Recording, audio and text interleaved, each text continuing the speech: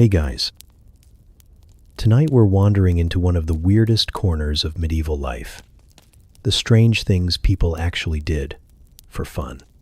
Spoiler alert, there were no phones, no Netflix, and definitely no escape rooms. So what did people do? Well, they raced pigs, wrestled for cheese, and believed farting contests were a valid form of entertainment. It was a world where boredom met creativity in the most unpredictable ways. So, before you get too cozy, take a second to like the video and subscribe, but only if you genuinely enjoy this strange little corner of quiet storytelling. And drop a comment with where you're listening from and what time it is for you. It's strangely comforting to know who else is drifting off with us around the world. Now get comfortable, let the day melt away, and we'll drift back together into the quiet corners of the past. The sun rolled slowly over the hills like a lazy egg, spilling golden yolk across the damp rooftops of a village too old to remember its own name.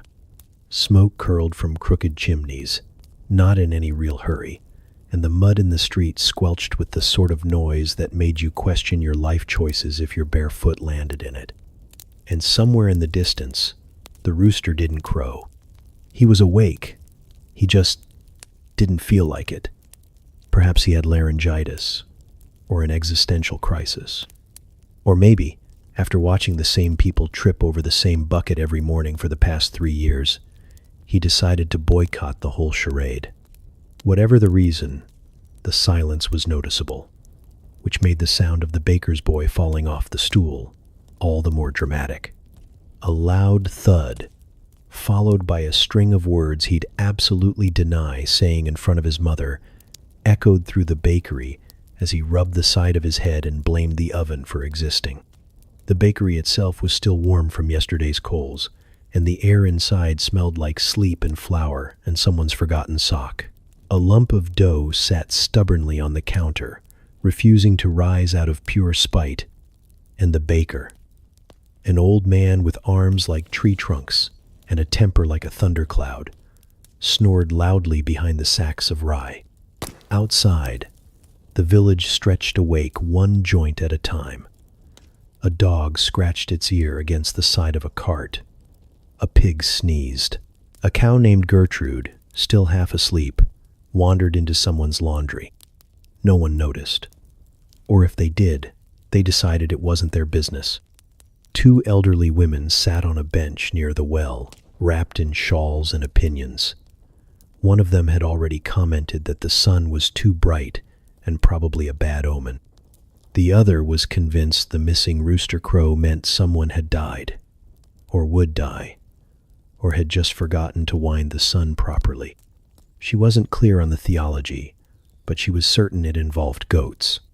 A boy with a mop of hair and a tunic, 2 sizes too big, tiptoed past the church, holding a bucket with 1 fish in it. The fish looked judgmental. The boy looked guilty. He was supposed to deliver it to the reeve, but he was thinking very seriously about eating it himself, scales and all.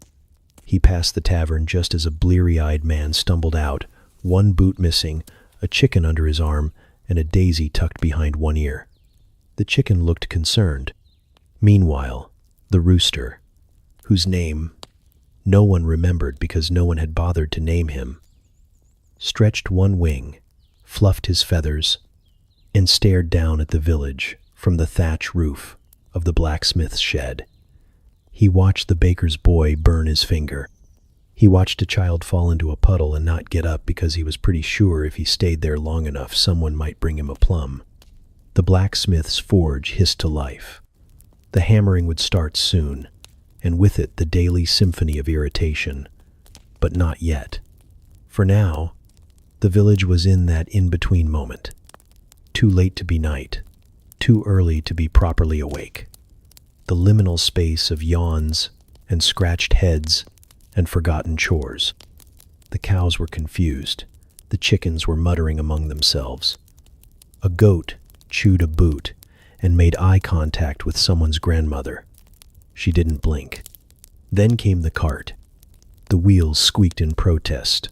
pulled by a donkey that looked like it had seen things. The driver, an old man with 3 teeth and a contagious laugh, shouted good morning like it was a war cry. No one responded, not out of rudeness, but because most of them hadn't had their first mead or mushroom tea yet and were deeply suspicious of enthusiasm. Finally, with a grunt and a flap of wings, the rooster let out a sound that could best be described as a sneeze trapped inside a yawn, followed by a suspicious silence and a deeply embarrassed shuffle on the roof tiles. A woman hanging laundry looked up and muttered, "About time," before snapping her sheet so hard it could have doubled as a flag. And just like that, the village surrendered to the day. Boots were pulled on, aprons tied, bread shoved into ovens. Children were yelled at to stop licking fence posts. Somewhere, a bell rang. Nobody knew why, but everyone assumed it meant something. The blacksmith began to curse rhythmically. The priest practiced his sermon with a stick and a sheep. The sheep disagreed with his theology. By the time the sun was fully up, the rooster had gone back to sleep. His job, as far as he was concerned, was done. He'd made a noise. People were moving.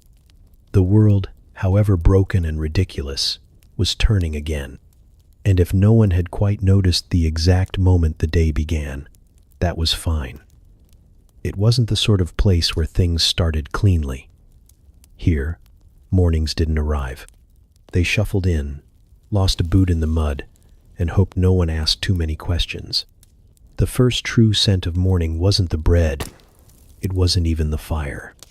It was the warm, wet slap of old porridge hitting a wooden bowl and the unmistakable tang of someone's breath who had not, by any stretch of the imagination, met a mint leaf in recent memory. In the corner of a crooked cottage, the hearth gave a grumble. Flames licked lazily at damp logs, protesting their workload, while a woman with one eyebrow and zero patience stirred a pot that looked suspiciously like it had never been emptied. The porridge inside bubbled with a resentful plop, thick enough to stand a spoon in, thin enough to slide off when no one was looking. Her husband, already shirtless and already sweating, sat hunched over a hunk of rye so dense it might qualify as a weapon in some kingdoms. He took a bite and paused halfway through chewing, not out of delight but calculation. Was this the same piece from yesterday, or had it been reincarnated from last week's loaf? Either way, it tasted like dust and commitment. Next door, a young girl was pouring reused ale into a cracked clay cup for her grandfather, who claimed it settled the stomach, despite strong evidence to the contrary. The cup itself had a chip shaped exactly like the bishop's nose, a fact the family mentioned often and laughed about never. Outside, more hearths began their morning chorus.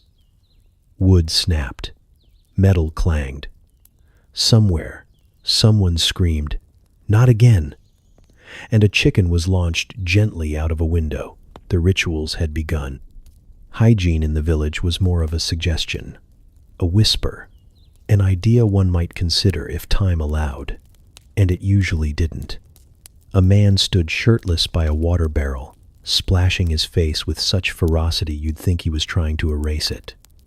Another used the corner of a tunic that clearly belonged to someone else to wipe his nose. A woman scrubbed her armpits with a handful of moss and muttered something that may have been a prayer or a curse. Maybe both. Tooth care was creative. Some chewed sticks. Others rubbed ashes on their gums with their fingers. One bold soul insisted on using sour milk, claiming it scared the rot away. It also scared away conversation. In one home, a child with tangled hair attempted to tame it by licking his palm and smacking his curls into submission.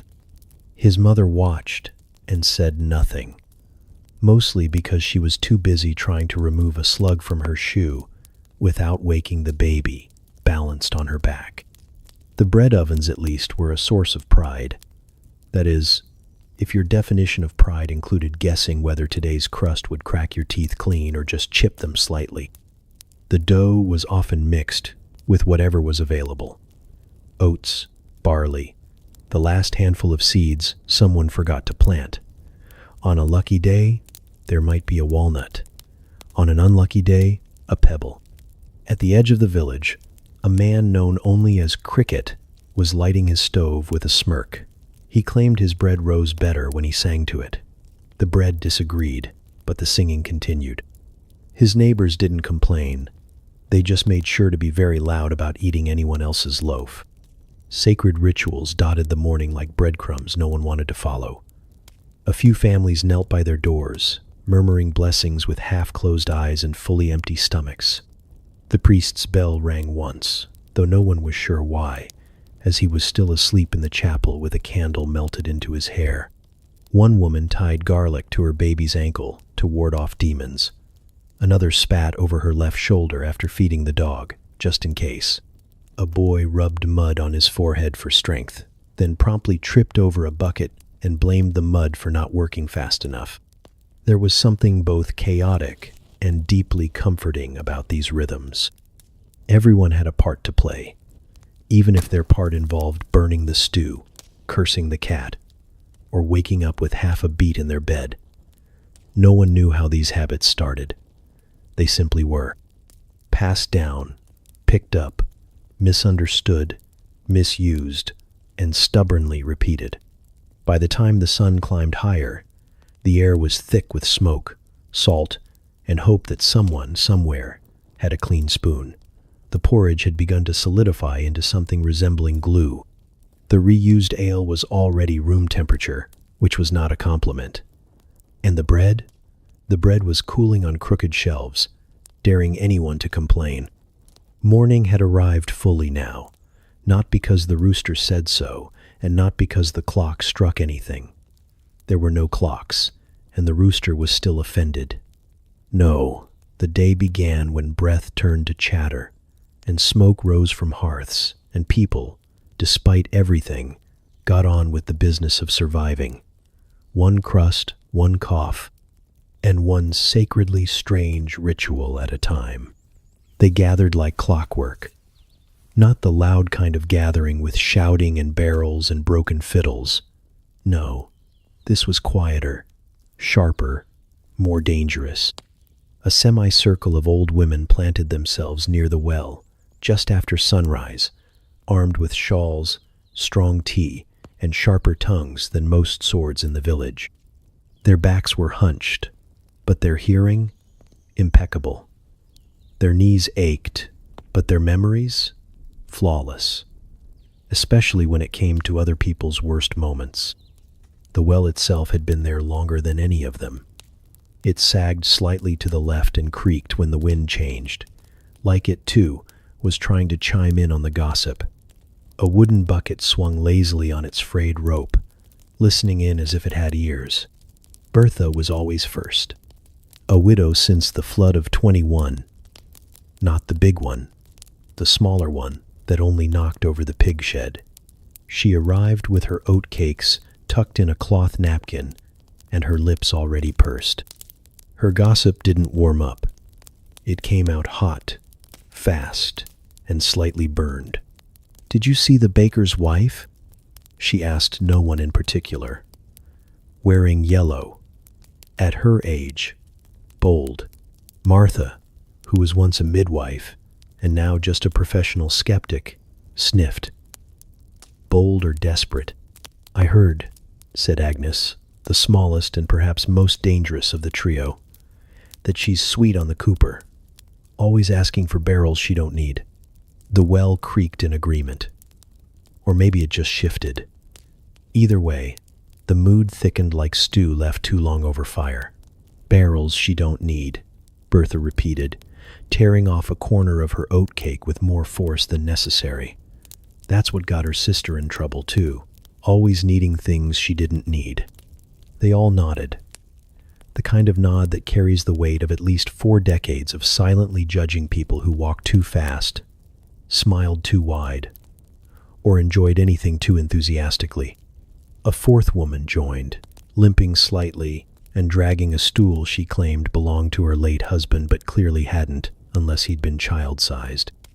This was Elspeth, who only spoke when she could no longer keep it in, which wasn't often. She sat, unfolded a suspiciously dry apple, and said, "I saw the priest leave the tavern last night with hay in his beard." There was a silence so heavy, even the birds paused. "With hay?" Martha asked, and a bruise on his forehead. The oatcakes stopped mid-air. Agnes blinked like she'd just received divine confirmation. "Well," said Bertha slowly, "he did give quite the sermon on temptation last week. Said we must all be tested." "Maybe he meant himself," said Elspeth, biting her apple and chewing it like a statement. A donkey passed behind them, braying loudly and dragging a cart full of nothing. They didn't even look. The donkey was not their concern today. Today, it was the priest, the cooper, the baker's wife, and the woman from 2 cottages down who was seen planting something in the garden after midnight. "What sort of herb grows at that hour?" Martha asked with raised eyebrows. "The sort that gets your chickens to lay twice as fast," muttered Agnes. "The sort that gets your husband to speak less," added Bertha. They all sighed, not wistfully, strategically. A young girl approached the well with a bucket too large for her arms. Her eyes were round with fear. She greeted them with a quiet morning and reached for the rope. "Careful," Bertha warned. "That rope frays more every day." "And if it snaps," Martha added, "you'll end up in the well and hear everything we said twice." The girl nodded too quickly, nearly lost her grip on the crank, and retreated the moment the bucket hit the edge. She spilled half the water on her dress and didn't even look back. Agnes watched her go. "That one's too quiet. Quiet ones always marry wrong." Elspeth grunted. "Quiet ones listen too much, just like us." There was a rare moment of laughter, dry, dusty, the kind that didn't shake shoulders but rustled shawls. They rarely admitted it, but there was affection buried under the layers of judgment and oat crumbs. A kind of sisterhood formed not by love but by repetition, survival, and the shared understanding that everyone, eventually, gave them something to talk about. They moved on to pigs next. The big one near the churchyard had gotten loose again and eaten half a salter before someone chased it off with a broom. They debated whether that made the pig holy or blasphemous. Elspeth suggested it was both and that some men in the village weren't so different. More oatcakes were passed around, some dipped in tea. Others simply gnawed on for something to do. No one asked for recipes. They were all made with the same 3 ingredients anyway: oats, heat, and mild resentment. By the time the sun was high enough to warm the edge of the bench, the women had covered everything from who was limping too suddenly to who was smiling too often. They weren't always right. They weren't always fair. But they were always, unfailingly, watching. And tomorrow, they'd be back. Same time, same well, same oatcakes, and someone new to talk about. Inside the manor, where the walls leaned ever so slightly like they'd grown tired of holding secrets, a young scribe sat hunched over a wooden desk, far too noble for his level of talent. His name was Lionel, though some in the manor had taken to calling him Blot, not out of affection, but because he'd once spilled an entire inkwell into the bishop's sleeve, and no one had ever truly moved on. At this moment, Lionel was in his 5th hour of copying a legal charter so dull it could probably end wars just by being read aloud. It was written in Latin, a language that, in Lionel's case, triggered a very specific response. Sneezing. Not metaphorically, actually sneezing. Something about the parchment, or the ink, or maybe the overwhelming scent of obligation, set his sinuses ablaze. He dipped the quill. It dripped. He wiped the excess on a cloth that had once been white, and now looked like it had survived 3 plagues and a minor exorcism. With the solemnity of a monk, he began the next line. Et universis presentibus. Ah, chew! The sneeze erupted mid-sentence. splattering a constellation of ink across the parchment. His nose now bore the mark of a man who'd fought and lost a duel with a squid. "Oh, for heavens," he muttered, blotting the page so aggressively the ink spread like gossip. The steward poked his head in. "Progress." Lionel smiled, like a man on the edge. "By all appearances." "Good. That charter must be perfect. His lordship is having it read aloud at supper tonight." Lionel blinked.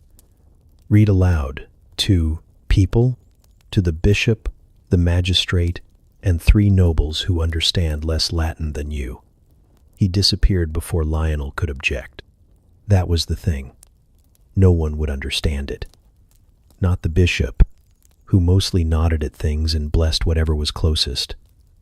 Not the magistrate, who once mistook a recipe for a legal summons. And certainly not Lord Redgrave himself, who had insisted the document include a clause about goose ownership rights. Just in case, Lionel sighed and began again. Somewhere in the hallway, a maid dropped a tray.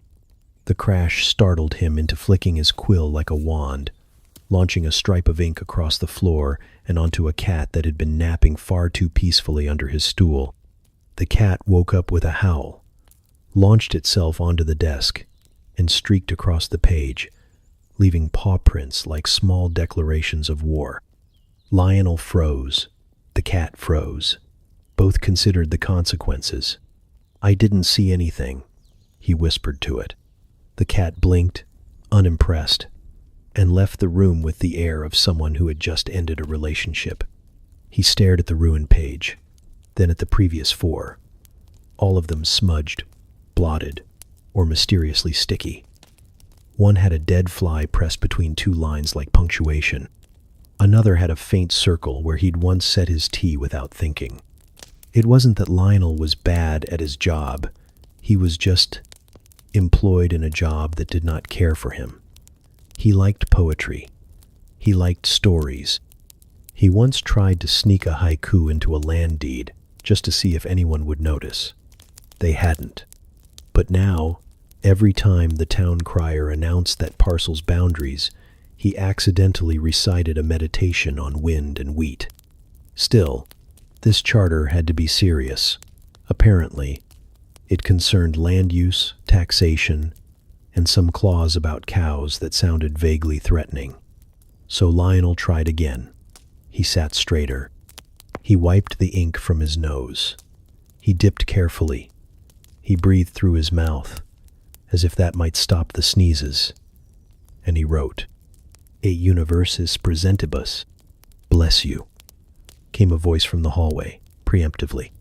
He didn't sneeze that time, but he did spill tea on his foot. Midway through the paragraph about grain levies, he began to wonder if anyone in the manor actually read anything. The steward only glanced at margins.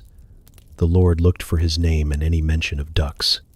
The bishop pretended to squint, as if he'd left his glasses in heaven. Maybe, Lionel thought, this wasn't about understanding. Maybe it was about performance. Authority in long sentences. Power in curled letters and unnecessarily large wax seals. He paused, wrote a new line. Quibustam terminis obumbratis, porcus regit silentium, which meant, very roughly, in certain shaded circumstances, the pig rules the silence. He stared at it, smiled, then, reluctantly, crossed it out. Mostly. By late afternoon, his desk was surrounded by a graveyard of crumpled parchment, a half-eaten oat biscuit, and a mouse that may have been reading over his shoulder. His nose was inked again. His eyes were crossed. But the charter? Done. Sort of.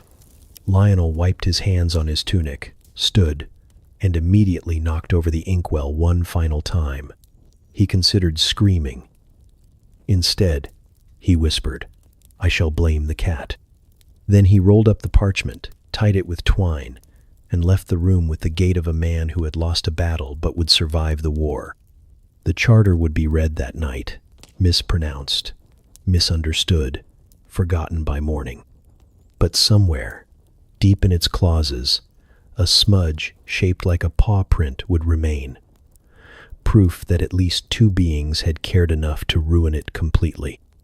The sun was barely up, the mist still loitering in the fields like gossip with nowhere to be, when Edwin was handed a bucket, a rag, and a mission that would haunt him for seasons to come. "Go milk Gertrude," the stable master had said, wiping his hands on his apron like he'd just gifted Edwin a sacred rite. "She's in a mood today. Be gentle." Gertrude was always in a mood. Sometimes that mood was sleepy disdain. Other times it was outright war. She was the only cow in the village with her own nickname among the children, the Throne of Doom, and her stare had been known to make grown men reconsider their professions. Still, Edwin nodded like a fool and accepted the task, mostly because saying no would have meant scrubbing the latrines instead. At 16, he was an apprentice in everything and a master of nothing. He had once tripped over his own shoe while standing still. Today, he was about to learn how to milk a cow. He approached the barn with the reverence of a man entering battle. Birds chirped overhead, unaware. The rooster finally crowed, as if to say, "This is going to be good." Inside, Gertrude stood like a statue carved from indignation and hay. She did not look at Edwin. She looked through him. Her eyes narrowed. Her tail flicked. "Morning," Edwin said softly, trying to sound confident. "I'm here to, the milking." Gertrude didn't respond. She shifted her weight slightly, which might have meant, "Come closer," or "Prepare to die." It was hard to tell. He placed the bucket gently beneath her, crouched on the stool that wobbled if you breathed too hard, and reached out with trembling hands. He had been told the technique. Thumb and forefinger, then the rest of the fingers, like squeezing a pouch of mead.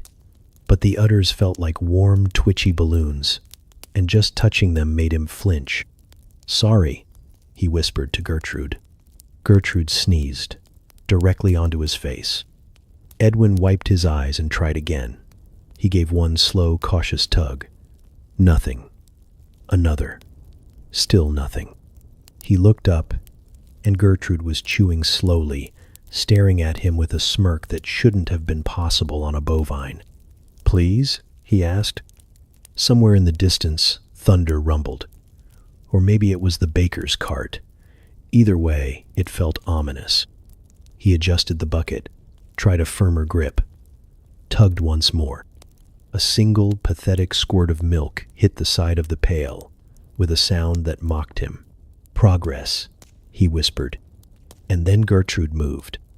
With a twist of her body that defied physics and modesty, she shifted her rear leg and delivered a precise, calculated kick that sent the bucket flying, knocked the stool sideways, and deposited Edwin directly into a pile of straw that smelled distinctly of past regrets. "All right," he gasped, sprawled out, staring at the beams above. "Not progress." Gertrude turned her head, snorted, resumed chewing. Edwin sat up, covered in milk, straw, and shame. His tunic clung to him in patches. His hair looked like it had been licked by a confused ghost. And the bucket, now dented, lay on its side like a fallen crown. He retrieved it, dusted it off, returned to the stool with the determination of a martyr and the posture of a drowned rat. "Okay," he muttered. Again, this time, he tried humming. A soft, nervous tune that sounded vaguely like a lullaby and a funeral march at once. He gave a gentler pull, eyes closed, hoping that maybe Gertrude was the kind of cow who responded to music. To his surprise, she stayed still. A thin stream of milk began to trickle into the bucket. He didn't breathe, didn't blink, just milked, slowly, rhythmically, imagining applause in the distance. Then the tail came. It whipped like a whip, designed by Satan himself, catching him across the cheek and mouth with a wet smack that tasted like manure and betrayal. The bucket tipped. Again, the milk spilled like an offering to the gods of humiliation. Gertrude let out a low, satisfied moo. By the time the stable master returned, Edwin was slumped against the barn door, defeated, his hands sore, his shirt stained, and his expression one of quiet trauma. "Well?" the stable master asked, arms crossed. Edwin looked up. "She gave me something. Milk. Mostly contempt." The man chuckled, then glanced at the cow. "She only respects two people, the priest and the old widow who feeds her honey oats on Thursdays. Everyone else is just a target."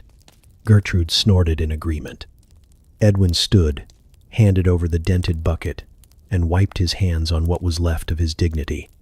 He wouldn't say he learned how to milk a cow that day, but he did learn how not to, which, in most villages, counted for something. And Gertrude? She stood regal and unbothered, queen of the barn, guardian of udders, watching the boy retreat with her tail swishing in slow, victorious arcs. The sun hadn't climbed too far when the village children were released into the fields with what the adults generously referred to as important work. Important in the sense that it kept them out of the bakery, away from the priest, and preferably far from anything breakable. They were told to gather weeds from the edge of the barley rows. They were also told to not hit each other with shovels, not climb the scarecrow again, and not pretend to die in front of travelers. These requests were understood, but not remembered. A dozen or so children spilled into the fields, like noisy birds, armed with small shovels, baskets, and the kind of energy that made goats nervous. Their clothes were patched, their shoes uneven, and their priorities very clear. Dig something up, throw it, and if possible, fall down dramatically afterward. Thomas, age 9, and already missing 2 front teeth from unrelated incidents, declared himself commander of dirt, and immediately appointed a council made up of whichever children hadn't run away when he started shouting. His first decree was to form a shovel brigade. You dig, you duck, and if you get hit, you scream, he said proudly, gripping his own shovel like a knight holding a very flat sword. Marigold, the oldest at nearly 12 and far too intelligent for her environment, rolled her eyes so hard it nearly counted as a full-body exercise. She was supposed to be supervising. Instead, she found herself ducking as a rotten turnip flew past her ear. "That was a warning shot," yelled a boy named Pip, who was never entirely sure what he was warning anyone about. The battle began soon after. It was not a battle for land or glory or honor. It was a battle for boredom, for attention, for who could yell, "I've been struck," with the most theatrical flair while crumpling to the earth like a wounded bard. Turnips became ammunition. Clumps of damp soil were grenades. Sticks turned into staffs, and someone fashioned a helmet out of a cracked bucket and half a bird's nest. At one point, a girl named Elsie lay face down in the grass, arms spread wide, murmuring, "Tell my goat I loved her," as if she were breathing her final words into the wind. No one questioned this. A younger boy, barely 5, wandered through the middle of the chaos with a dandelion crown on his head, and no idea what was happening. He was gently struck by a flying potato and sat down to contemplate his life. 2 boys engaged in what could only be described as a duel, flat shovels clanging together with the precision of a blacksmith and the wisdom of a brick. One tripped. The other declared victory and began chanting a victory song made entirely of made-up words. Everyone applauded, then booed, then applauded again. A nearby farmer, hoe in hand, looked up once from his furrows, surveyed the chaos, and returned to work. He had seen worse. Last spring, they'd stolen a wheelbarrow and raced it downhill into the river. One of them had emerged riding a goose like a chariot. He didn't ask questions anymore. Meanwhile, the weed baskets remained mostly empty. The shovels, though intended for gentle tilling, were now covered in dents, mud, and possibly one regrettable snail. No one had gathered anything remotely useful, except for a curious clump of moss that someone insisted was magical and kept in their pocket for luck. Marigold eventually gave up shouting instructions and began building a tower of rocks in silent protest. It was at least productive. For a while, it reached an impressive height before someone mistook it for an enemy fortress and demolished it with a well-aimed parsnip. There was one brief moment of truce when someone announced they'd found a rabbit hole. Everyone gathered, wide-eyed and reverent, hoping to see ears. The rabbit did not appear. Instead, they argued over what to name it. Suggestions included Sir Flop, Mud King, and Dirt Jesus. No decision was made. The sun climbed higher, casting long shadows over the field where children lay sprawled like fallen soldiers, clutching their sides and laughing. They were stained with grass, dust, and several substances best left unidentified. Their hands were blistered, their hair full of burrs, and their faces glowing with the satisfaction of a good, pointless fight. A bell rang faintly from the village square. To lunchtime. There was a collective groan. Not because they weren't hungry, but because the war had been just getting good. Still, they rose, shaking off dirt and honor, and made their slow retreat back through the fields. Thomas walked with a limp he absolutely did not have 10 minutes earlier.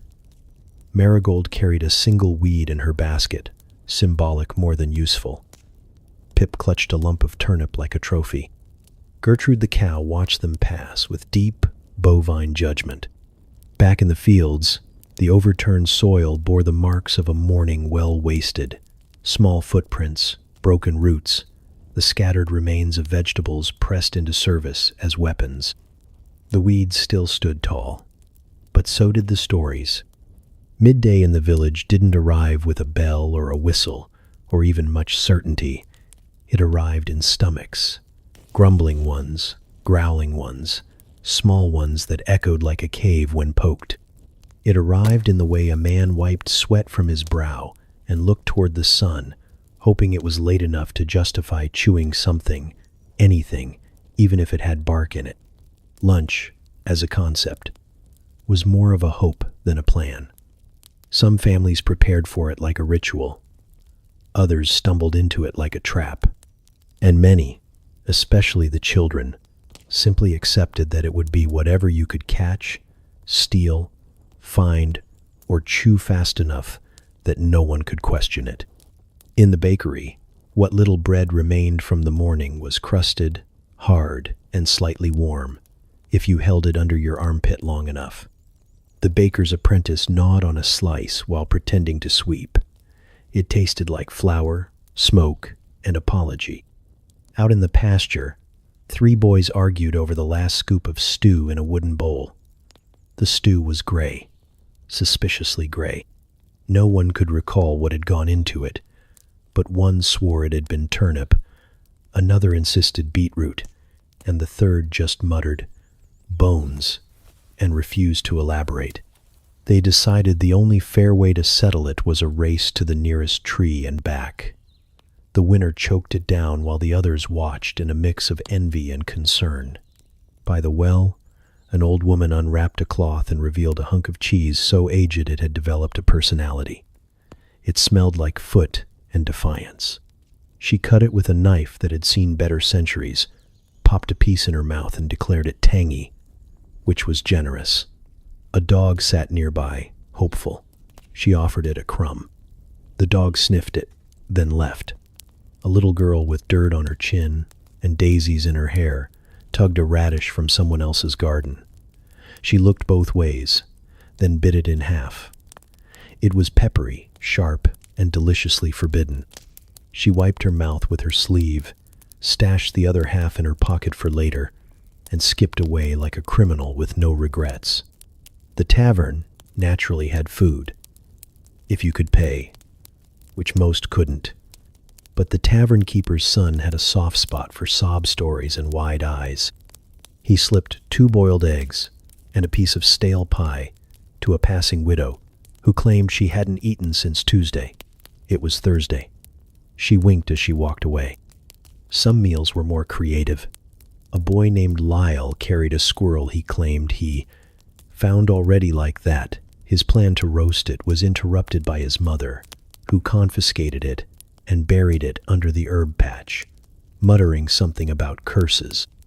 He made do with a clump of sorrel and an apple he dropped twice. Near the church steps, 2 girls took turns licking honey off a twig. They'd found it near the beekeeper's fence and claimed it had just fallen off. It hadn't, but they were fast, and the beekeeper was old, and so the honey belonged to fate now. They giggled between licks, sticking their fingers into the jar they had not stolen, just adopted. An apprentice blacksmith, covered in soot and pride, munched on a roasted onion like it was a prize. No bread, no salt, just onion. His breath cleared a 6-foot radius around him, and he liked it that way. He called it warrior seasoning. Out by the edge of the woods, an old man cooked something in a pot over a low fire. No one knew what. He never said.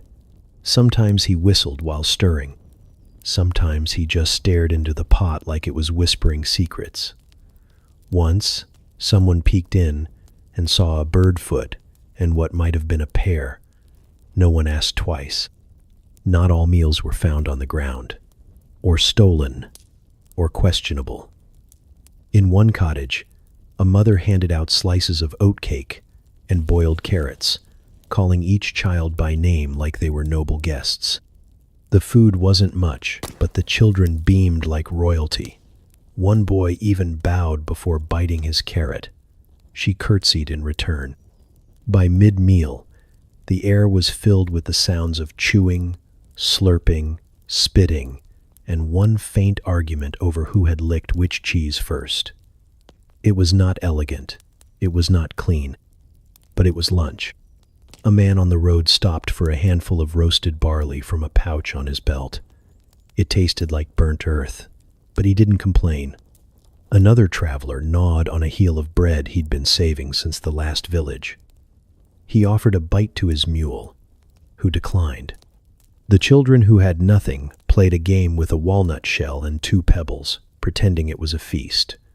One of them mimed drinking soup. Another declared her rock was too spicy. They all agreed it was the best lunch they'd never had. Eventually, bellies quieted. Crumbs settled in corners. Lips were wiped. Teeth were picked. And across the village, people returned to their tasks with the slow satisfaction of survival. Because in the end, it didn't matter what it was, or where it came from. If you could catch it, chew it, or bluff your way through eating it, then it was lunch. And that was enough. The shoemaker's cottage sat crooked near the edge of the square. A squat little place with one shutter permanently askew, and a front step that creaked in protest whenever anyone walked on it, especially the shoemaker himself, who was known for having the heaviest, slowest footsteps in the entire village. Some said it was because he walked on purpose, some said it was the shoes, and others said it was simply the weight of a man carrying years of quiet rebellion in his arches. Inside, the air smelled of leather, dust, and secrets. Sunlight filtered through a cracked window, spotlighting motes that danced lazily above a cluttered workbench littered with scraps, thread, and half-finished boots. It was a place of industry, of craftsmanship, of whispered snores that, if you listened closely, didn't quite belong to a busy man, because the cobbler was not stitching, or hammering, or measuring, at least, not in any way that produced footwear. He was curled under the bench. Shoes surrounded him like tiny, mismatched guards. A boot with a hole in the heel. A slipper missing its twin. A sandal with a buckle so rusted it had become a philosophical question. The cobbler lay on his side, hat tipped low, mouth slightly open, one hand tucked under his cheek as if he'd slipped into childhood mid-task. His chest rose and fell in the kind of slow, deliberate rhythm that suggested a man very much not awake and very much not bothered about it. If you asked him, if you knocked or coughed or stepped inside loudly enough to wake the floorboards, he would insist he was measuring souls. Sometimes, if he was feeling poetic, he'd say he was conversing with the leather. Once, after a particularly long doze, he claimed he'd been meditating on arches. Everyone let him have that one. The truth was far simpler. He was tired. And the bench, cramped as it was, had become a kind of sanctuary. In his dreams, he was always eating. Mutton pies, mostly. Thick, hot ones with flaky crusts and gravy that defied logic. Sometimes there were potatoes. Sometimes a flagon of ale that refilled itself, as if the dream knew just how much he'd need. No one ever interrupted him in these dreams. No one asked for new heels, or to tighten the instep, or if he could fix the buckle before Sunday. Just pie and quiet, and the soft hum of a world where everything fit perfectly. Above him, life carried on. A young man stepped into the shop, looked around, and called out, "Master Cobbler?" No answer. He frowned, leaned over the counter, and caught sight of a boot twitching ever so slightly under the bench. A faint snore confirmed his suspicion. He waited a respectful moment, then tiptoed out, deciding the shoe could wait another day. No one wanted to be the one who woke the cobbler. Not because he was angry. He wasn't. He was just slow to return. His eyes took a while to focus. His words came out like soup that hadn't quite boiled, and once he mistook a broom for a customer and tried to sell it a pair of sandals. Back in the shadow of the bench, the cobbler smacked his lips and smiled in his sleep. The mutton pie was particularly good today. Outside, the village buzzed. The blacksmith's hammer rang out like church bells. Children shouted over a game of chase the chicken. The miller cursed about something that was probably his own fault. And in the midst of it all, the shoemaker napped on, undisturbed, wrapped in the scent of tanned hide and baked fantasy. His apprentice, a lanky boy named Joss, eventually poked his head in. He spotted the boots in progress, the scattered tools, the lack of movement, and sighed like a man twice his age. "Again?" he muttered. He walked behind the bench, crouched, and gently slid a rolled-up piece of felt under the cobbler's neck. The old man shifted slightly, murmured something about gravy, and settled deeper into sleep. Joss didn't mind. He liked the quiet. He liked the way the shop felt like a secret between them. He even liked that his master sometimes dreamed instead of worked. It made the shoes he did finish feel a little more magical, like they'd come out of a place not quite in this world. Back under the bench, the cobbler's fingers twitched. Maybe he was tying an imaginary shoelace. Maybe he was reaching for another bite of pie. No one would know. A spider wandered across his boot, paused, and thought better of it. The snoring grew softer. The light shifted. Time passed the way it always did in the village. Unhurried, full of corners. Eventually, he'd wake up. He'd stretch, smack his lips, pretend he'd been checking a seam. He might even say, "Ah, yes, it's nearly ready," as if the shoe beneath his bench had been ripening like cheese. But for now, the cobbler slept, shoes all around him, dreaming of pie, and not a single soul dared wake him. The bell tolled softly over the village, a gentle reminder that evening vespers were drawing near.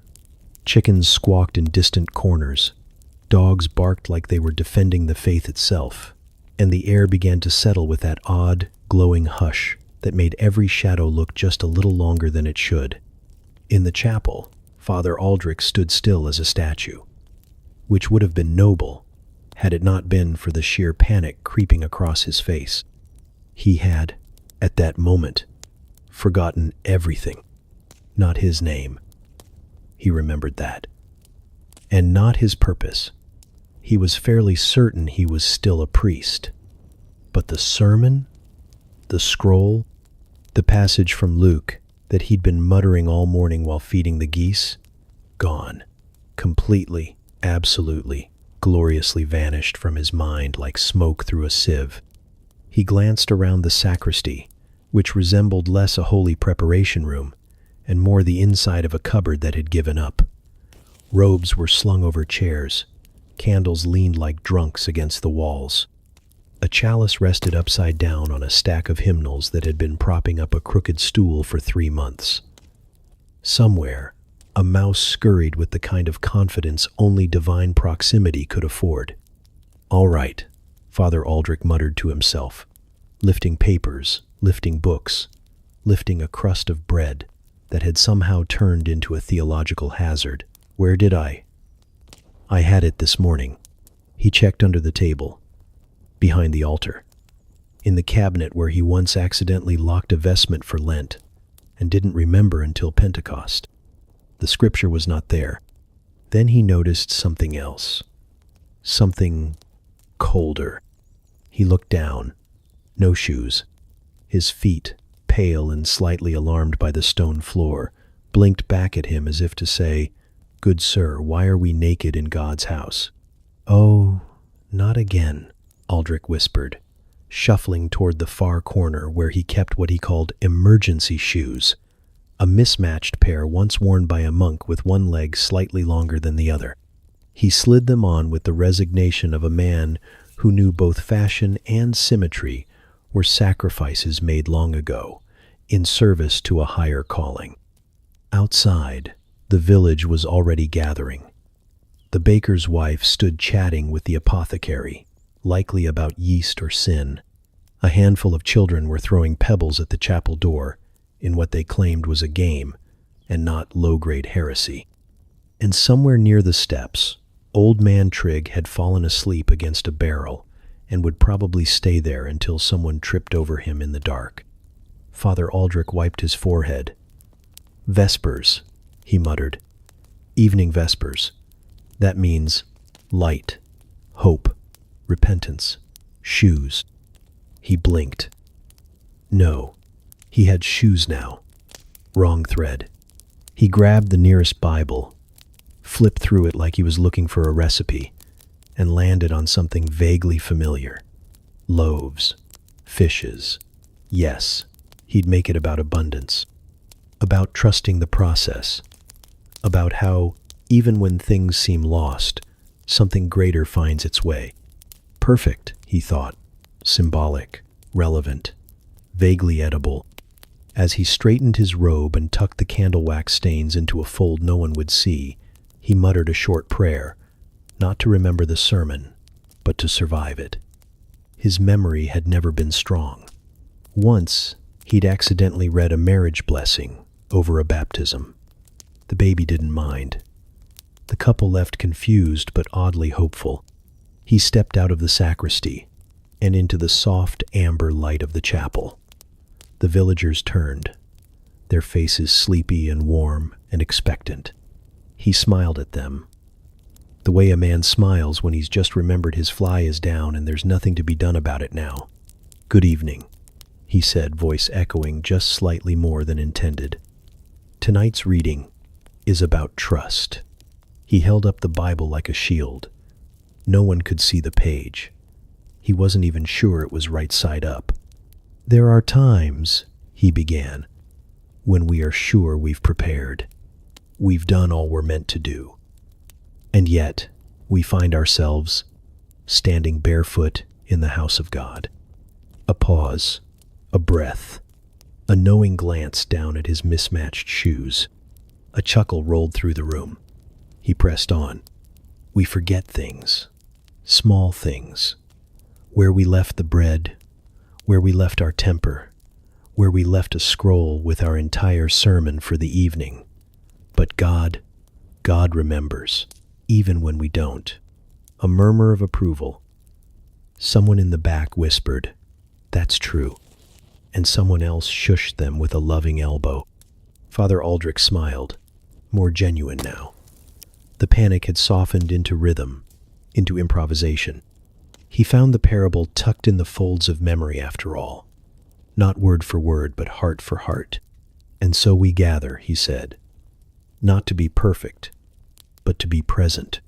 By the end, no one knew he hadn't planned a word of it. They left lighter, if not holier. The children stopped throwing pebbles. Even old man Trigg stirred once, belched and muttered, "Amen." Back in the sacristy, Aldrich sat down heavily, kicked off the uneven shoes, and exhaled into his hands. He had no idea where he left the original sermon. But as he leaned back and closed his eyes, a dream of mutton pies floated through his thoughts. And for just a moment, he didn't mind forgetting. In the beet field just beyond the village, where the soil clung to your boots like it had abandonment issues, love, or something wobbling in that direction, was happening. Her name was Anwin. His name was Tom. They were both 17 and bad at everything except pretending not to like each other. The sun was high, the beets were stubborn, and the silence between them was thick enough to cut with a scythe. Tom was supposed to be working. So was Anwin. The village had declared this part of the field communal, which meant everyone took turns pretending to care about beet harvesting while mostly chatting and arguing over who got the biggest roots.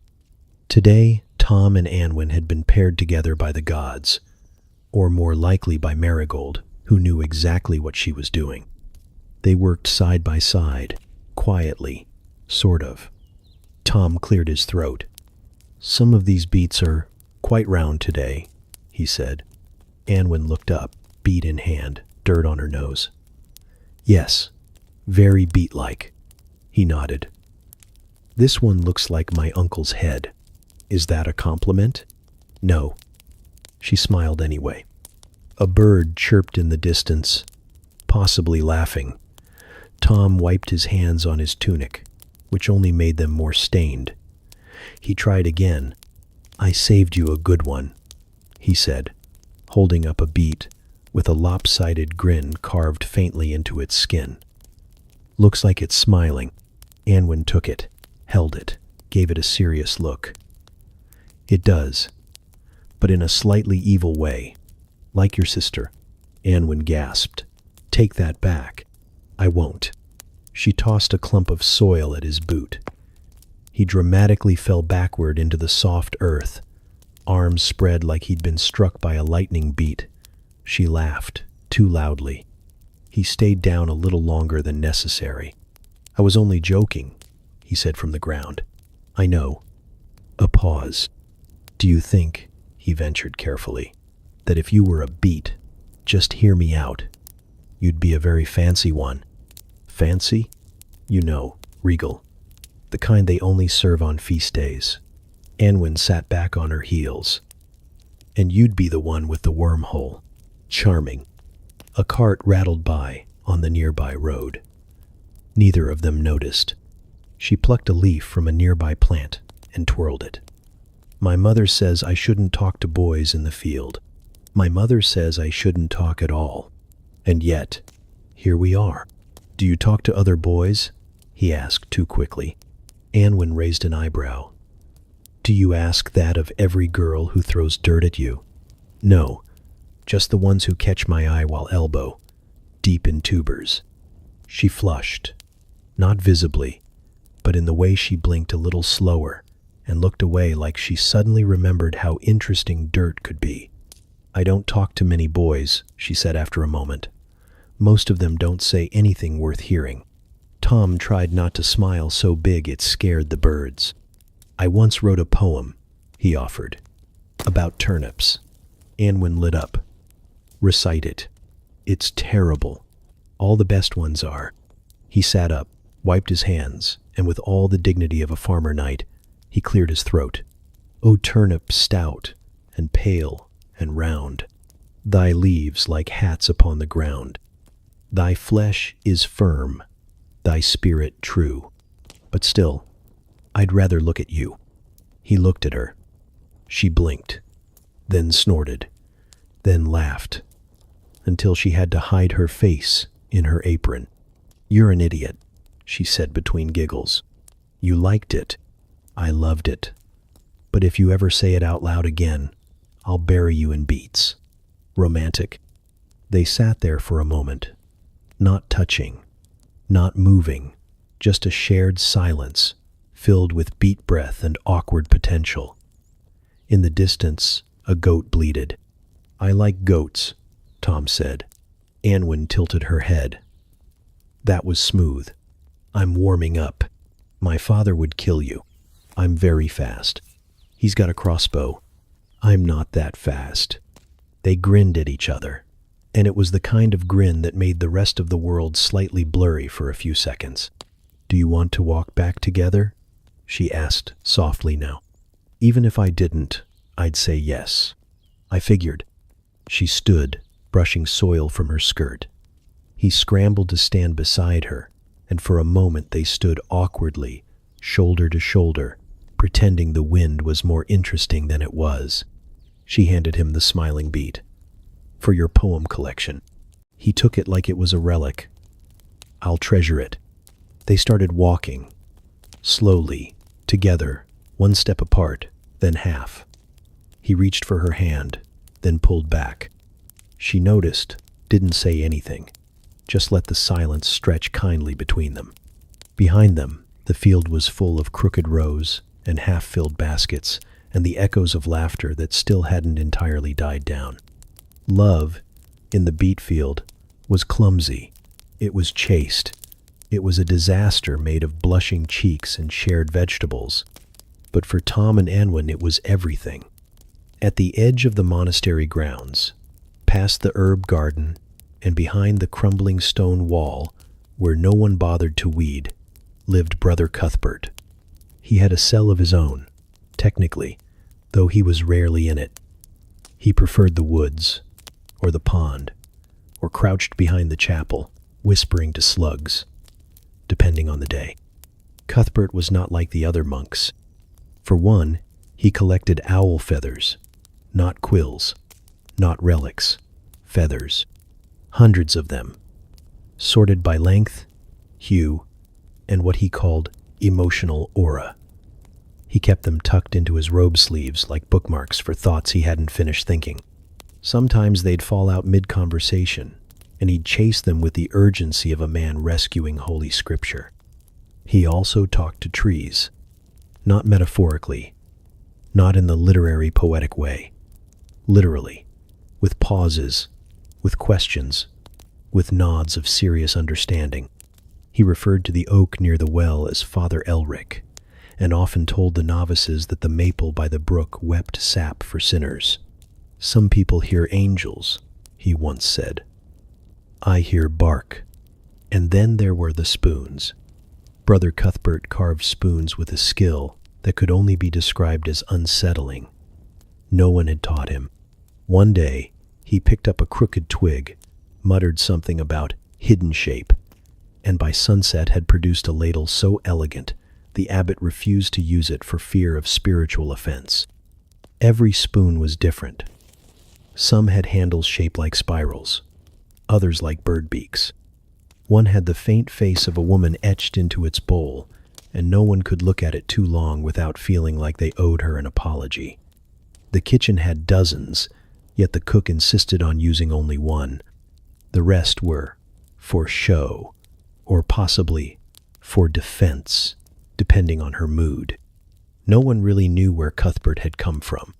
He arrived one misty morning with a satchel of moss, 3 acorns, and a carved badger he claimed could smell sin. The abbot, having once spent 6 hours chasing a goose through the cloister, decided he had no grounds to turn anyone away, and welcomed him. Since then, Cuthbert had become both a curiosity and a legend.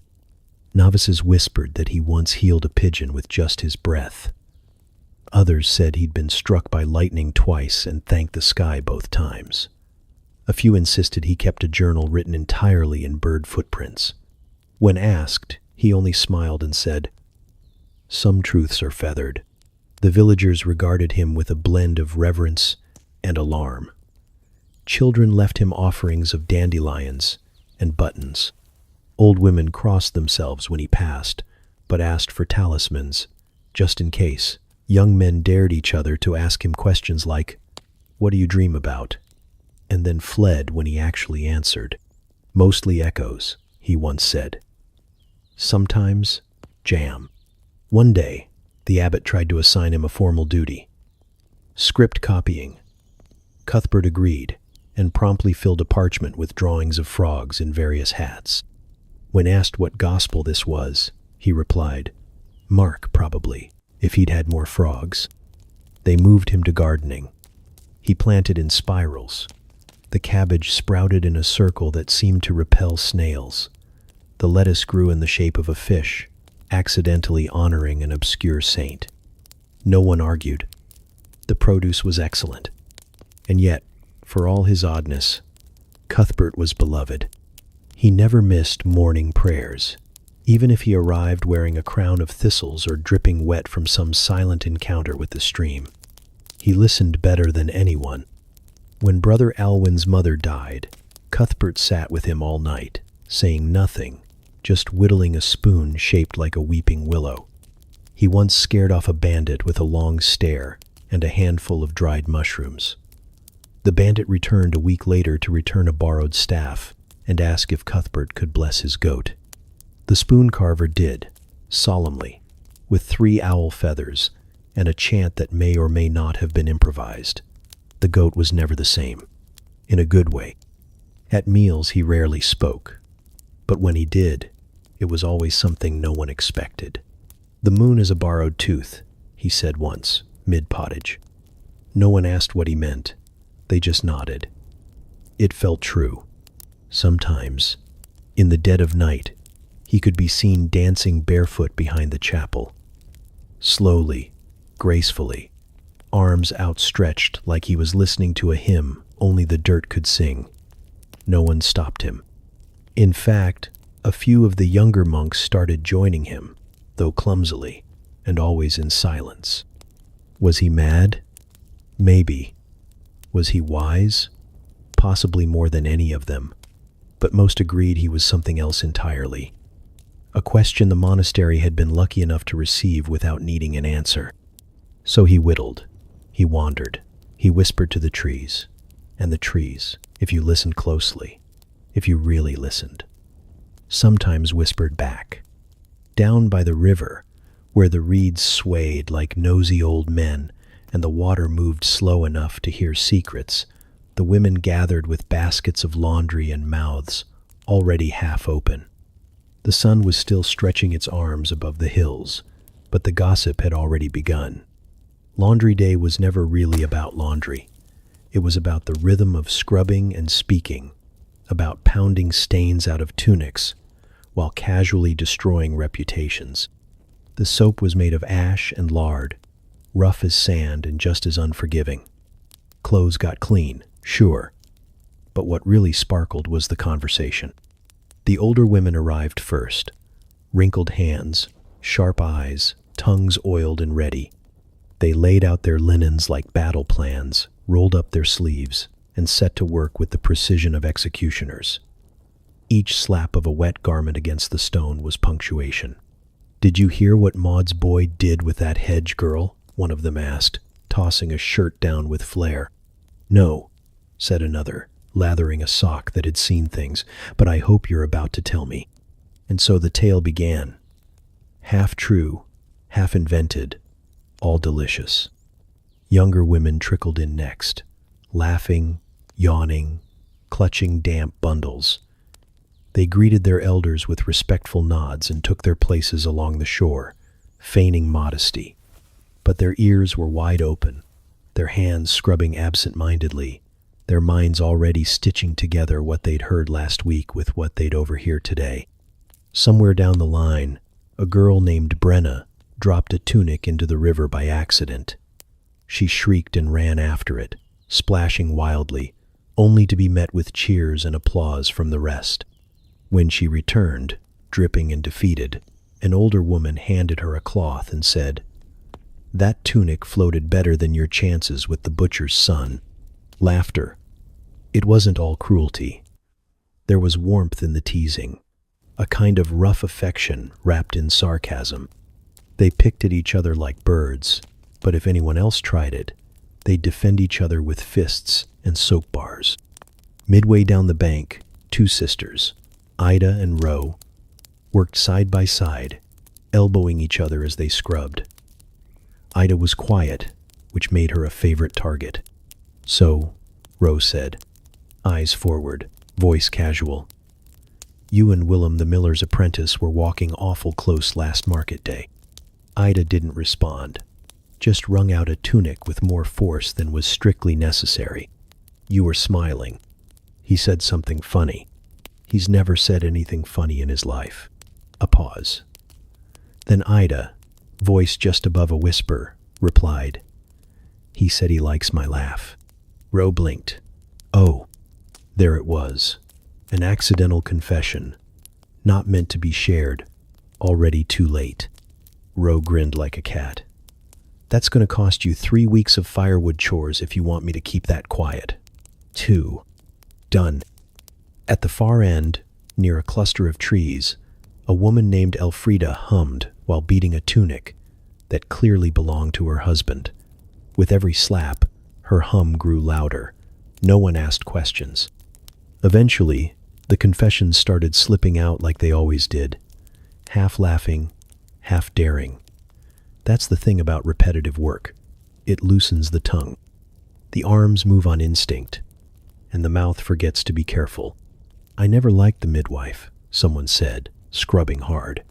"She smells like sour milk and makes too many comments about hips." "I kissed my cousin once," another offered, and then, "but it was dark, and I didn't know until afterward. I put nettles in my mother-in-law's bedding." Gasps, cackles. "I think my husband's having dreams about that tavern girl." "You think?" "Mine moans her name in his sleep." They howled. One woman laughed so hard she dropped her lye bucket into the river and had to wade in after it while muttering prayers that were only technically in Latin. A soft breeze rustled the trees overhead. Birds chirped, oblivious. A frog plopped into the shallows and instantly regretted it. By late morning, the riverbank was a patchwork of drying cloth, damp skirts, and freshly released secrets. Some of the women lay back on the grass, catching their breath. Others kept scrubbing, not because the clothes needed it, but because it gave their hands something to do while their minds untangled new rumors. A girl who'd barely spoken all morning suddenly said, "I think I want to marry someone who doesn't live here." Silence. Then a quiet voice replied, "Good luck finding one who wants to live with you." More laughter. Eventually, the sun climbed too high, and the work began to slow. Baskets were refilled, tunics folded. The river, now cloudy from soap and sins, gurgled softly as if promising to hold their secrets, at least until tomorrow. As they trudged back to the village, arms full and mouths still moving, one thing was certain. Before the next bell rang, every one of those confessions would echo off someone else's kitchen wall. The clothes would be clean, but the stories? Never. He arrived with a lute slung over his back and the swagger of someone who mistook mild applause for prophecy. The villagers welcomed him, of course. That's what you did when a minstrel came through. Offer him a bowl of soup, a spot near the fire, maybe a place in the barn if he didn't smell too badly. He'd play a few songs, tell a tale or two, then vanish with the next cart of turnips. But this one stayed. At first, it was charming. His name, he insisted, was Sir Eldrick of the Seven Strings, though no one could confirm whether that referred to his lute or something more anatomical. He wore a hat with an absurd feather and spoke in poetic riddles even when asking for directions to the outhouse. "In the year of our Lord, may I inquire where yon latrine doth reside?" he once asked old Murda, who simply pointed and muttered, "Over there, and don't yawn me." He performed in the square every evening, without fail. The first night, The children danced. The second, the butcher's wife, clapped along. By the fifth, most people found urgent reasons to be elsewhere, like checking on non-existent goats or rearranging firewood. The problem wasn't just that he stayed. It was that he only knew 3 songs. Exactly 3. One about a brave knight who loved a swan, which grew less romantic the more you thought about it.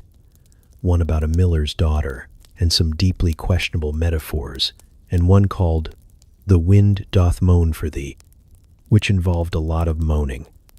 Literal moaning. He hit the same note at least 17 times. When asked if he knew anything else, he'd smile like he'd been mistaken for royalty and reply, "Ah, but these are sacred tales, crafted under moonlight and muse, and overcooked," muttered the baker's son. It wasn't just the songs, though. It was how every tale began. In the year of our Lord. Didn't matter what he was talking about. A dragon? In the year of our Lord. A beast of flame? A stolen pie? In the year of our Lord, a most wicked pastry vanished. Once, he tried to explain the rules of a dice game to the blacksmith using the same opening. The blacksmith nodded politely, then threw the dice into the fire. He lingered at the inn, strumming softly, waiting for someone to ask for a tune. No one did. He wandered into the chapel, claiming the acoustics helped him commune with the divine, though the priest gently asked him to stop turning psalms into limericks. He wandered the fields, serenading cows. "They're more forgiving than people," he said one afternoon, sighing beside Gertrude, the largest and least impressed of the herd. By the second week, he began inserting himself into conversations. "You know, in the year of our Lord, don't," someone would say, but he would. The children began avoiding him, fearing another rendition of the swan song. The apothecary swore her sleeping draughts were selling better than ever. The innkeeper, who had initially offered a straw pallet out of courtesy, started hinting that the weather was fine enough to sleep under the stars. Eldrick took this as a compliment to his endurance. He wasn't entirely useless. He helped carry baskets. He once patched a hole in the tavern roof, though he sang while doing it. He was polite, clean, somehow, and never stole a thing. But his presence clung like flower dust. Everywhere. Impossible to remove. Slightly sweet, but mostly annoying. A secret meeting was held behind the granary. What if we tell him there's a music contest in the next town? He'll come back with a trophy. Can we bribe him? With what? Our remaining patience? Someone suggested sending him into the forest to serenade bears. Another floated the idea of marriage. Surely someone in a far-off village would take him, eventually. But no one had the heart to be cruel. He meant well. He smiled like a dog that didn't know it had tracked mud into the chapel. And he was trying. Always trying. One evening the village gathered around the well. A cool breeze stirred the lanterns. Eldrick appeared, lute in hand, eyes shining. "Friends," he began, "in the year of our Lord." Groans. Audible groans. "I shall perform a new piece." Head snapped up. "New?" He cleared his throat, strummed once. Then, silence. "I forgot the second verse," he said sheepishly. "But I remember the chorus." It was, unfortunately, the moaning part. Still, he sang it. People laughed. Not at the song, but at the spectacle. Someone handed him a crust of bread. A child danced, badly, and for a moment, the irritation faded. He was still terrible, but he was theirs now. Every morning, just after the sun spilled across the thatched rooftops, and long before anyone truly wanted to be awake, the village reeve began his round. He walked with the ceremonial authority of someone who'd been given a job no one else wanted, but everyone was happy to let him keep. His name was Edrin, and he took boredom more seriously than most men took their vows. He wore the same brown cloak every day, which somehow managed to look both stiff and sagging, like it had opinions but lacked the courage to share them.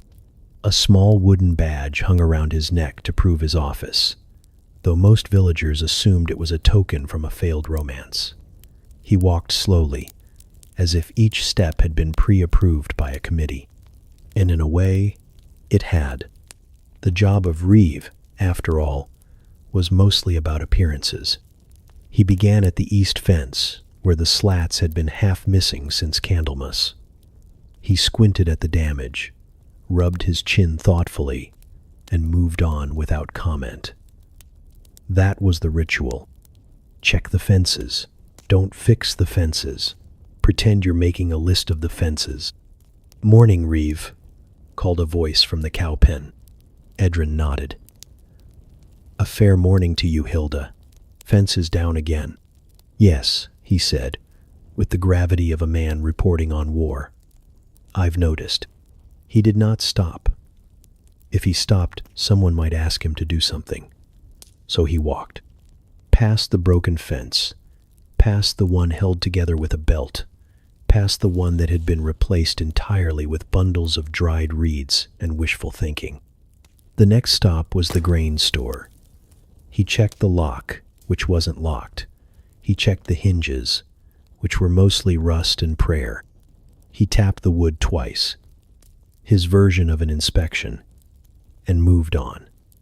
Inside, a mouse stared at him with the confident gaze of someone who paid no taxes. He walked the perimeter of the pasture where the sheep sometimes remembered to stay. A few stared at him, unimpressed. One followed briefly, then got bored. Edrin stopped to inspect a gate that was technically attached but mostly leaning. He placed one hand on it, sighed deeply, then stepped back and gave it a nod, as if to say, "You're doing your best." By mid-morning he reached the manor's outer wall. It was solid, imposing, and entirely outside his jurisdiction. He stared at it anyway, just to feel included. A servant passed, carrying a basket of apples. "Reeve," she said with a small curtsy. "Walls seem sturdy," he noted, gesturing vaguely. She looked at the wall, then at him, then kept walking. At the well, he paused to inspect the bucket rope for fraying. It had frayed last spring and frayed further every week since. But so long as the water still came up and no one drowned, it remained a future problem. Edrin tugged it once. The bucket creaked. Satisfied, he moved on. His notebook was mostly blank. He sometimes pretended to write things down, but the quill was dry, and he'd forgotten the ink 3 years ago. Still, people respected the performance. That was the key. The villagers didn't want a Reeve who solved problems. They wanted one who noticed them, made a serious face, and then moved along like a man burdened with invisible calculations. He made his way to the pigsty, which wasn't part of his official round, but had become a personal ritual. The pigs liked him. He didn't know why. Maybe it was his pace. Maybe it was because he never asked anything of them. He leaned on the gate, watching as one snorted and rolled in the mud with theatrical joy. "Must be nice," he muttered. Back through the main path, he passed the blacksmith, who was hammering something too hot and too loud to be polite. Edrin raised a hand. "Fences holding up?" The blacksmith grunted. It might have been yes. It might have been go away. By the time he reached the final corner of the village, the place where the old millstone had been turned into a bench, the sun was high, and his job was technically done. He sat, exhaled, and removed his badge, setting it on his lap like a paperweight of responsibility. He'd accomplished little. Nothing had been fixed. No scrolls had been written. But every eye that had seen him knew the Reeve had made his round. That was enough. A boy ran past with a broken bucket, trailed by a trail of drips and laughter. Edrin watched him go, leaned back on the stone bench, and gazed out across the village.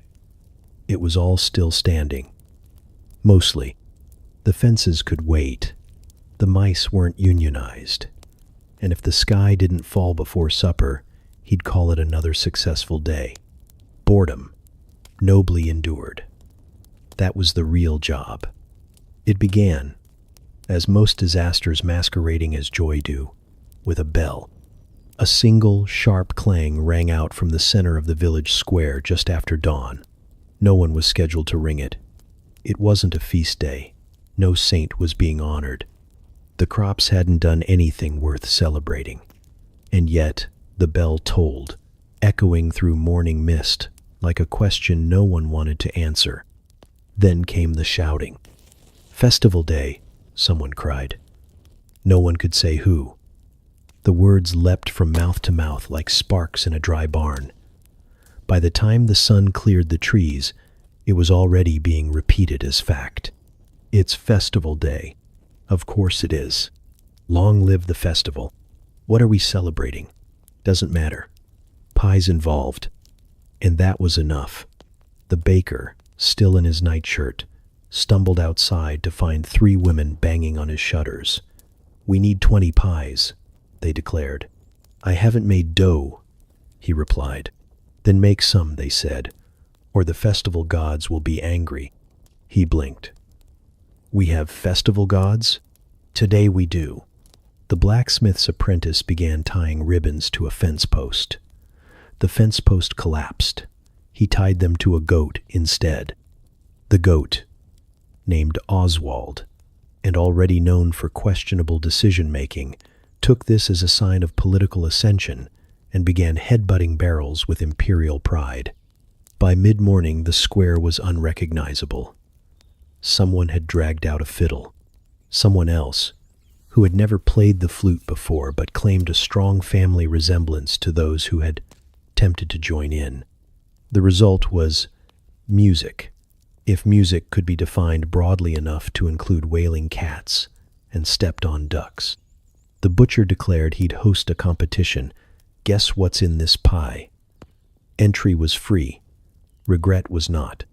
A group of children reenacted a heroic tale of Sir Turnip and the Dragon of Dirt, which involved one boy wearing a bucket and another pretending to breathe fire with the help of an unfortunate chili pepper. An old woman blessed them both. No one knew if she was an actual healer or just enjoying the moment. At the edge of the crowd, the priest stood squinting in confusion. "Who sanctioned this?" "You did, Father." Someone lied. "Oh," he said. "Well, let us give thanks." He raised his hands. A cheer went up. The cheer had nothing to do with him.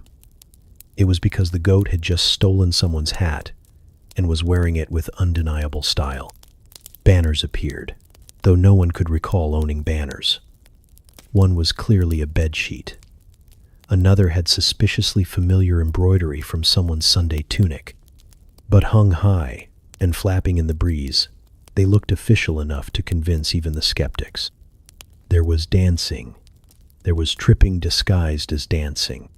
There was something that could only be described as enthusiastic flailing from the reeve, who insisted he was performing a traditional harvest jig from his youth.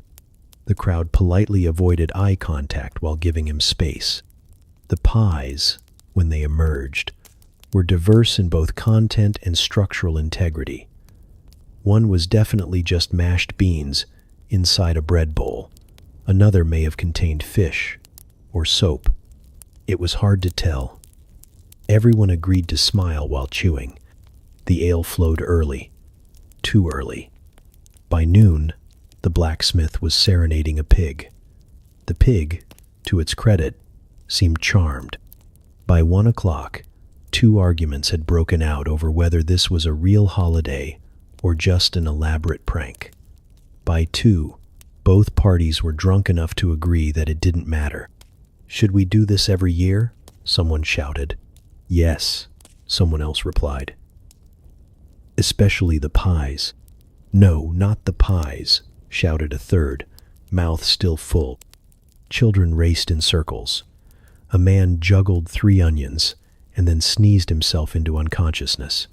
The goat climbed the hay cart and attempted a speech. No one understood it, but the applause was thunderous. As afternoon settled into its lazier phase, the square became a sea of napping bodies and crumpled paper crowns. The fiddler had broken 2 strings. The flute had been lost in a barrel. Someone passed around honey cakes that were mostly just honey with regrets. The priest eventually sat beside the baker, both men sipping from the same jug. "What are we celebrating again?" the baker asked. "Unity," said the priest, squinting into the sun. "Or chaos?" "Maybe both. It's not a real holiday, is it?" "Is any of them?" The priest shrugged. "People remembered joy. That seems worth ringing a bell over." They clinked cups. Somewhere, the goat fell off the hay cart. By nightfall, torches flickered, songs stumbled, and the air grew thick with contented confusion. No one remembered who rang the bell. No one knew if it would happen again. But for one odd, inexplicable day, the village had celebrated something no one could name. And that, somehow, felt sacred. The village was asleep, or at least pretending to be. The hearths had burned low, the bread had hardened, the last dog had given up barking at shadows. But out in the meadow beyond the last fence post, the one that leaned like it had given up trying, something was happening. It always started the same. A whisper passed from mouth to mouth after supper, slipped between bites of stew and sips of weak ale. "They're going to the meadow tonight." No one said who. No one needed to. The meadow, flat and moon-soaked, was where young villagers went when they had things to say that couldn't survive the daylight. Things like, "I think I love you," or "We shouldn't have done that," or "What if we just ran away and became candle merchants?" The moon tonight was full and nosy, hanging fat over the treetops like it wanted a front row seat. Crickets chirped with gossiping rhythm. The air smelled of grass, wood smoke, and nerves. Marigold was the first to arrive. Her hair braided so tightly it gave away how long she'd spent preparing. She stood near the old oak, pretending to admire the view while counting her breaths. Beside her, tucked under her sleeve, was a wilted posy. Not fresh, but intentional. A token. A maybe. Soon came Tom, boots muddy, shirt clean. Unusual, which meant something was afoot. He paced 3 steps to the left, then 2 to the right, then started over. The moon watched him. So did Marigold, though she didn't say a word. Elsewhere, behind the blackberry bushes, Elsie and Marta whispered like they were planning a heist. "He's going to ask her tonight." "No, he's not," he told Joran. Joran lies. He was crying when he said it. Could be allergies. The 2 girls paused to watch a pair stumbling over the hilltop, hands clasped awkwardly like they hadn't decided if it was romantic or a negotiation. Down by the riverbank, someone was singing, badly. Someone else hushed them. A 3rd person started clapping to the beat. The village night was alive with potential disasters. Then came the first proposal. It wasn't dramatic, just a boy kneeling in a puddle, offering a bent ring and a shaky sentence. "I know I've got nothing, but maybe we could have nothing together." The girl blinked, said nothing, then kissed him hard enough to startle a nearby owl. He forgot how to stand. She forgot how to breathe. Not far off, someone else tried the same, but fumbled. Do you want to? If I built a hut, would?" She stared at him. "That's your pitch?" He wilted. "There'd be goats." "I'm allergic to goats." The moon did not blink. It merely listened. Under its watch, a dozen almost lovers stumbled through half-confessions, whispered dreams, and impulsive handholds. Someone sang again, louder this time. Someone sobbed beside a log. Another person offered a bracelet made of twine and regret. At least 2 proposals were accepted. One was sealed with a promise to not be as annoying next year. The other was sealed with a pinky swear and a spit handshake. But not everyone left glowing. Lena waited an hour under the hawthorn tree, clutching a note in her sleeve. He never came.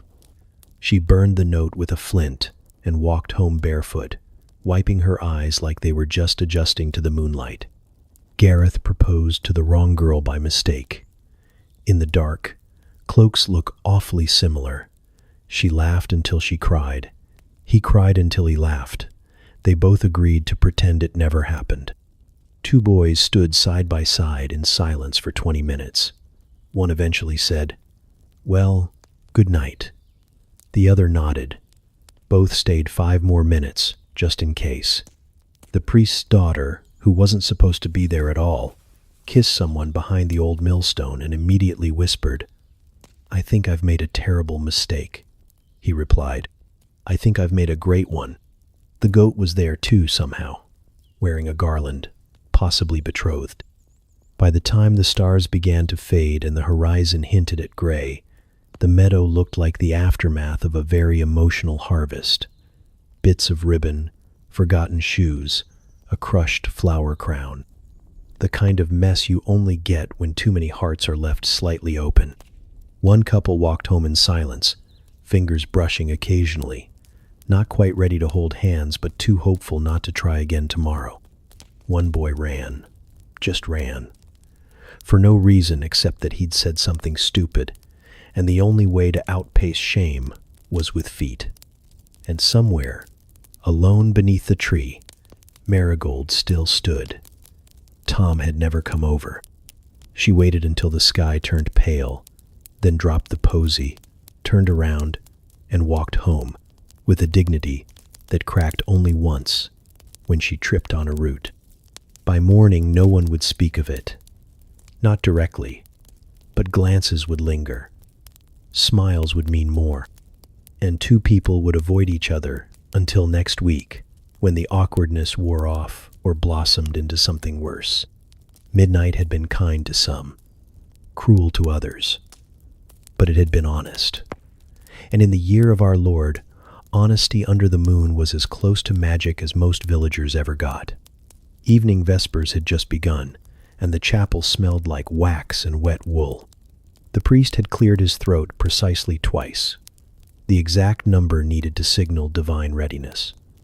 And the villagers had settled into their usual formation, solemn, mildly damp, and trying not to sneeze.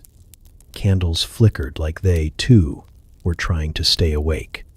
Rain tapped gently on the chapel roof, and the choir boys were humming the pre-hymn hum, which was not official but had become a tradition in the way that all things done repeatedly tend to become sacred. Then came the chicken.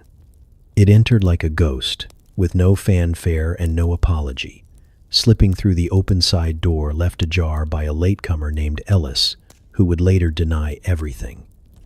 At first, no one noticed. The chicken moved with the kind of stealth usually reserved for sinners and tax collectors. It was a modest chicken, brown-feathered, beady-eyed, possibly sentient. It strutted halfway down the aisle before anyone made a sound. It was the blacksmith's daughter who saw it first. "There's a chicken," she whispered. Her brother shushed her. "No, look, it's under the third bench." The priest paused mid-sentence. "He who sows in sorrow shall reap in." Cluck. The sound echoed louder than it should have. The villagers, trained in the sacred art of ignoring awkward things in sacred places, remained frozen. Except the chicken, who had now perched itself near the altar and was pecking curiously at a discarded bit of wax. The priest closed his book. "Did anyone bring that?" The silence said no.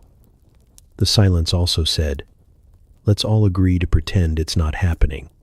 Then the chicken flapped. One mighty burst of feathers and indignation, and suddenly it was in the air, briefly, before landing squarely in the lap of old Hilda, who had not been sat on by a living creature in over 3 decades. She let out a yelp that turned into a cough, that turned into a blasphemous mutter, which was enough to wake even the snorers in the back pew. Chaos bloomed. Children shrieked. Grown men ducked. Someone threw a hymnal, not at the chicken, but in its general direction, as if the spirit of psalmody might banish poultry. The priest attempted a prayer, but what came out was, "Lord, deliver us from..." Cluck. The chicken leapt again, landed on the pulpit, and stared at the congregation like a visiting dignitary from the realm of farmyard heresy. Then it began to preen. "That is not a holy bird," muttered the apothecary. The priest, sweating now, raised his arms as if to summon angels. "This is the work of the devil. The devil's name is Margaret," shouted one of the children, pointing with glee. And just like that, the chicken had a name. Margaret. Strutted to the edge of the pulpit, clucked once, then hopped down and made for the baptismal font. "She's going for the water," someone cried. "She seeks redemption," someone else offered. At this point, the chapel was split into 3 factions. Those trying to catch Margaret, those trying not to laugh, and those who had accepted this as part of the liturgy and were humming softly to themselves. The priest was not among the amused. He chased Margaret with a ceremonial candle, shouting something about unclean spirits and poultry in sacred spaces. The candle went out. Margaret escaped. The children cheered. The baker's wife tried to trap her using her shawl. The shawl got torn. Margaret escaped again. Eventually, it was the youngest choir boy. Small, quiet, and mostly ignored, who simply crouched and held out a piece of bread. Margaret approached, slowly, suspiciously, then took the bread. He scooped her up, arms full of feathers and triumph, and held her like a relic. The congregation applauded. The priest tried to restore order. "Ahem. Let us return to prayer," he said, adjusting his robes in pride. Margaret was carried out with great ceremony, as if she were a visiting saint being respectfully exiled. Evening prayers resumed, shakier than before. Every few minutes someone would stifle a giggle. The blacksmith's wife wiped tears from her cheeks. The reeve swore he'd seen a sign. The priest pretended not to see the feather, still floating gently near the altar. After the final amen, people filed out quietly, as if nothing unusual had occurred. Except for the children. They clustered near the steps, whispering to each other. "She's our chicken now," one declared. "She's chosen. Margaret the Holy. Margaret the Terrible." They couldn't agree on her title, but they did agree she should live in the shed behind the chapel and be fed every Wednesday. No one asked the priest permission. That night, the village slept with the vague, amused satisfaction of people who had witnessed something both ridiculous and vaguely divine. The stars above twinkled like candlelight, and somewhere behind the chapel, Margaret nestled into a pile of straw, unaware that she had achieved accidental sainthood. And in the village's collective memory, long after the candles had burned out and the hymnals had been repaired, this night would be known simply as the time Margaret invaded the chapel, and everything got just a little more holy. By the time the last chores were done and the wind had curled its fingers through the thatched rooftops, the villagers began to gather. Not by invitation, never that formal, but by instinct, as if the crackling hearth sent out a silent summons to all souls within earshot. One by one, they slipped inside the great hall beside the tavern, where the fire burned steady and the benches were just soft enough to tolerate for an hour or two. The flames danced against soot-darkened stone, painting shadows on the walls that looked like giants one moment and chickens the next. The room smelled of smoke, damp wool, old onions, and the faintest trace of mead. A pot hung over the fire, bubbling something that claimed to be soup, though it was mostly memories and a single carrot floating like a survivor. Children curled in corners, chewing bread crusts and pretending not to fall asleep. Elders leaned on elbows. Middle-aged men stretched out their legs in exaggerated comfort, even as they quietly rubbed their knees. Women passed around a cloth of boiled chestnuts and made quiet bets about how long it would take before someone mentioned dragons. Then came the stories. It always started with Tolan, the miller's cousin. No one knew what exactly he did. Somewhere between brewing, borrowing, and bothering. But he had a voice like gravel and a gift for exaggeration. Did I ever tell you about the time I met the ghost in the barley fields? A chorus of groans. A few grins. Yes, shouted the children. No, shouted Tolan, ignoring them. That was his brother. This was the older ghost, meaner, drunker, smelled like turnips. The story spiraled quickly. Barley that whispered. A ghost with one boot and a fondness for whistling at sheep. A chase that ended with Tolan locked in a grain bin overnight. You just passed out in there, muttered someone. Semantics, he replied. Next came Maud, who claimed she once knew a man who wrestled a bear for romantic reasons. No one believed her, especially since the bear was later revealed to be a very large dog, and the romance ended in a splintered fence and 2 missing teeth. Still, she told it well, and her voice rose and fell like a fiddle tune, making even the nonsense feel noble. Then there was Wilfred, who always told the same story, about a chicken that laid an egg shaped like a perfect cube. Every time, the details changed slightly. Tonight, the chicken's name was Judith, and the egg was mistaken for a dice and used in a game that ended a marriage. Between stories, mugs clinked, logs shifted, and someone threw another stick on the fire. Sparks jumped like they had somewhere to be. A hush fell when old Bram spoke up. He rarely did. He was missing 2 fingers and all of his patience, but he told stories like he'd bottled time. This one's true, he said, which was how you knew it absolutely wasn't. He told of a knight who had no horse, only a very determined goat named Cyril. The knight rode Cyril into battle, or tried to, and the goat responded by eating part of his armor. They never made it past the village gate. But somehow, Bram spun it into a tale of destiny, betrayal, and goat-based prophecy. By the end, people were wiping tears from their eyes, some from laughter, others from sheer confusion. The fire snapped louder, as if laughing too. Children now dozed, heads on laps, breaths slow and deep. One boy dreamed with his eyes open, staring into the flames like they might tell a story back. Outside, the wind howled just once, a reminder that the world beyond the hearth was wide and cold and uncaring. But in here, the walls held steady, the laughter held longer. Rilla told a tale of a man who sneezed so hard it dislodged a tooth and changed the outcome of a local election. Someone else added a bit about a woman who claimed to hear bees in her bread, which turned out to be true, and the bread had to be exorcised. I once saw a duck walk into the tavern, quack 3 times, and leave. Was it a real duck? Define real. The stories blurred into one another, like watercolors left in the rain. Impossible to separate truth from jest, or memory from invention. And that was the point.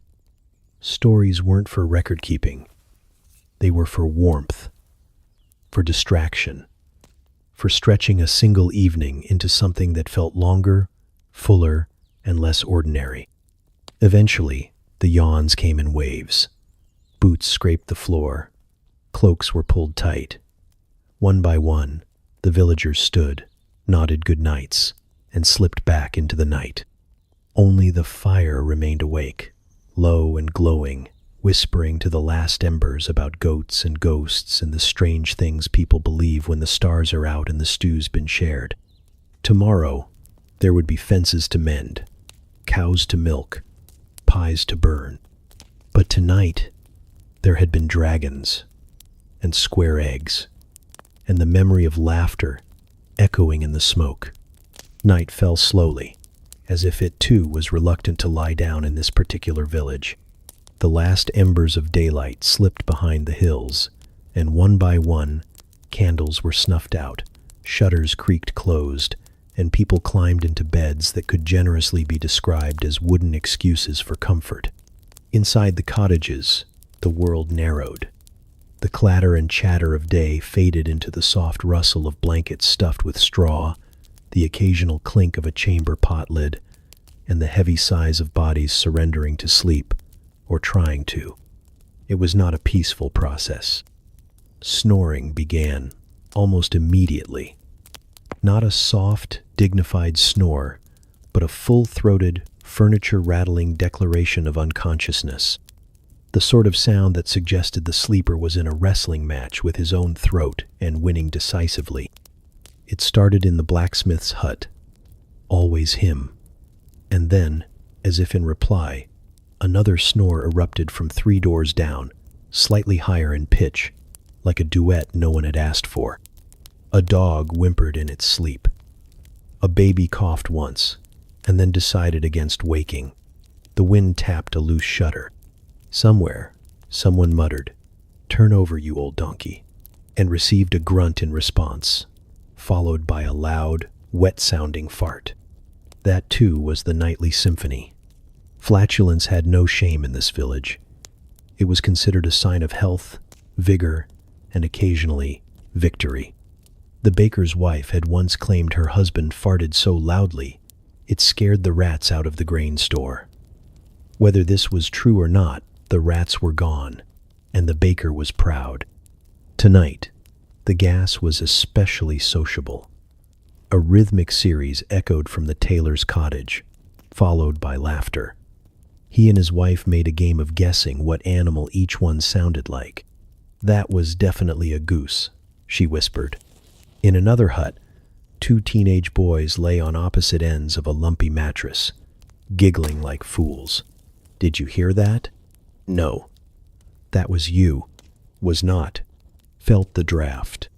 They dissolved into giggles again, muffling the sound with pillows that had once been sacks of grain.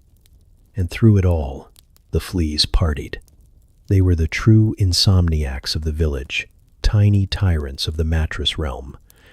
As soon as human skin made contact with straw, the fleas leapt into action like it was opening night at the theater. Bites were delivered with precision. Itches bloomed like unwanted flowers. People scratched in their sleep. Some moaned softly. One woman, half awake, slapped her leg and whispered, "Got you, you little demon," before rolling over triumphantly. The apothecary claimed to have a flea-repelling salve made of garlic, mint, and hopeless optimism. It worked for exactly 1 night. Then the fleas came back with reinforcements. Dreams stirred, strange and slippery. The blacksmith dreamt of a dancing cow that judged him harshly. A young girl imagined her chicken could talk and accused her of theft. The reeve, noble even in slumber, muttered official-sounding things about fences and cabbage law. He would deny it all come morning. In the manor house, the steward snored so rhythmically it was mistaken for drumming. The housemaid dreamt of a feast where all the spoons had legs and ran away just before the soup was served. In one cottage, a widow dreamed of her husband. Not how he was, but how she wished he had been. He didn't snore in the dream. He smelled of rosemary and knew how to dance. Down in the common house, the last fire sputtered in the hearth. One man sat upright in his sleep, eyes fluttering, muttering about taxes and trousers. His bunkmate nudged him flat again. Even the animals had joined the chorus. A pig snorted in its pen, chasing something in its sleep, perhaps a runaway apple, perhaps a grudge. The goats murmured softly, and one sneezed with such force it scared the other into tipping over a bucket. The night deepened. The stars blinked, distant and unimpressed. The moon crept across the sky, peering through thin windows, lighting up crooked noses and open mouths, tattered quilts and dangling feet. Outside, the wind sang its own lullaby through the trees. A barn door creaked. A frog chirped once, decided against it, and went back to doing nothing. And in the village, Sleep held most in its arms. Not tenderly, not gently, but effectively. Despite the snores and farts, the scratching and muttering, the dreams and itches, the people slept. Because this was life. Loud, itchy, slightly embarrassing. And tomorrow would come soon. With roosters, burnt porridge, and someone pretending they hadn't talked in their sleep about marrying a goat. But for now, the village breathed, huffed, snored, and shuffled under the patchy quilt of night. And in the darkness, a single flea paused, wiped its tiny face, and got back to work. The fire had gone out in most homes now. Just a thin ribbon of smoke trailed from a few chimneys, curling up into the star-choked sky like a final sigh. The village had quieted, not silenced, never that, but hushed, as if the earth itself had pulled up a woolen blanket and settled in. But there was always one last task. Tomlin pulled on his boots by feel, not sight. They were still damp from the stream, and one had a bit of straw lodged inside, but he didn't complain. He was used to it. He lifted the lantern with a grunt, its light dim but warm, and stepped out into the cool breath of night. His wife mumbled something from the bed. Probably, "Don't forget the latch," or maybe just turnip soup. But he nodded anyway. Out in the yard, the ground was soft and forgiving, still holding the day's warmth in its belly. He made his way past the lean-to, past the rain barrel, past the patch of stubborn weeds that had resisted 3 seasons of insults. The barn loomed ahead, more shadow than structure now, its roof sagging slightly like an old man bowing to the moon. He pushed the door open with a creak that felt louder than it should have, as if the wood were complaining about being disturbed so late. Inside, the barn was alive in the way nighttime barns always are. A soft rustle here, a gentle snort there, straw shifting like it had secrets. The smell hit him, familiar and oddly comforting. A mixture of hay, manure, damp wood, and the unexplainable scent that only animals seem to make. "All right," Tomlin whispered. "Just one last look." He walked past the chickens first. Most were huddled in clumps, dreaming of worms and dominance. One lifted its head, blinked at him with reptilian judgment, and tucked itself back into feathered sleep. The goat pen came next. The twins, Mumble and Crick, were tangled together in a way that defied logic and physics. One of them chewed something in its sleep. Tomlin didn't ask what. Then came the main event. Gertrude. She was the largest animal in the village, possibly the oldest, definitely the loudest. She had opinions about everything, and wasn't shy about expressing them. If the world wasn't to her liking, she'd let you know, with a kick, a bellow, or a long pointed stare that seemed to pass judgment on your entire lineage. But tonight, Gertrude was quiet. She lay curled in the straw like a great hairy boulder. Her breathing was slow and steady.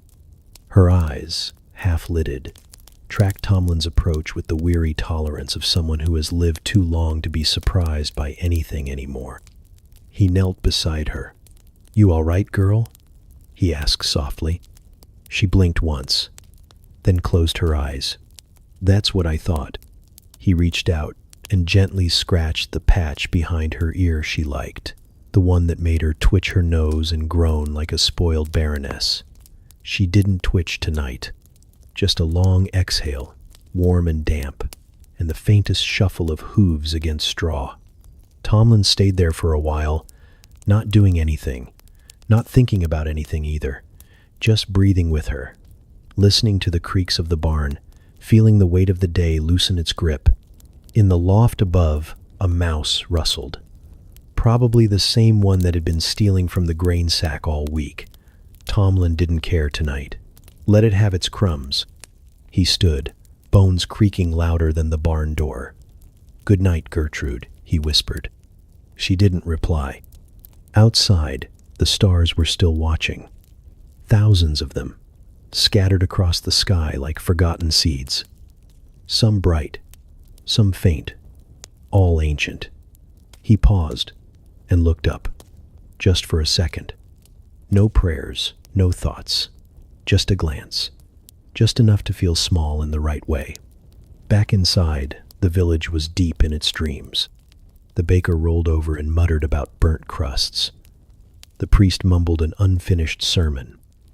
A child somewhere whispered dragon, then snored like one. Even the dogs were still, their tails twitching at memories of rabbits that had gotten away. Tomlin slipped back into the house, careful not to let the door squeal. He set the lantern down, pulled off his boots, slid beneath the blanket beside his wife, who reached out without waking and placed a hand on his chest like she was counting the beats. Outside, the barn stood watch. Inside, Gertrude sighed, rolled once, and finally settled. And above it all, the stars blinked slow and silent, keeping secrets only the night could understand.